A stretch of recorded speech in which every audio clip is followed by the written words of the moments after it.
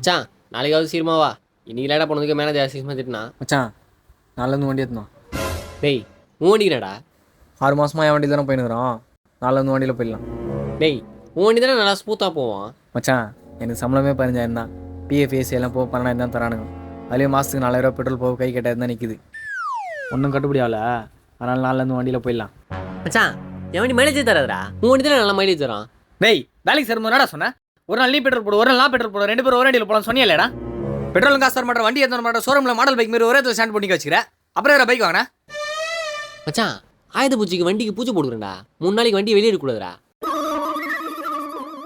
மச்சான் ஆயுத பூஜை முடிஞ்சு தீபாவளி முடிஞ்சு சில்ட்ரன்ஸ் டே வர போகிறா. இன்னும் புள்ளினுக்கிறேன். சரி மச்சான் நாளைக்காவது சீக்கிரமா வா. டேய் நான்லாம் வண்டி எடுத்துன்னு வர மாட்டேன், நீ தான் வண்டி எடுத்துன்னு வரணும். சரி உன் வண்டி இப்படி ஓரமாக விட்டு சாவி டேங்கரில் வச்சு போ. காலை எடுத்துன்னு வரேன். மச்சான் நாளைக்கு வண்டி வேணாண்டா, என் ஆள் கூட வெளியே போகிறேன். டேய் நான் மட்டும் தான் வண்டி வச்சுக்கண்ணா, என் வீட்டில் கேட்க மாட்டியா? மச்சான் நாளைக்கு வண்டி வேணாண்டா, என் ஆள் கூட வெளியே போகிறேன். டேய் நான் எங்கடா வண்டி வாங்கினேன்? ஆமாண்டா.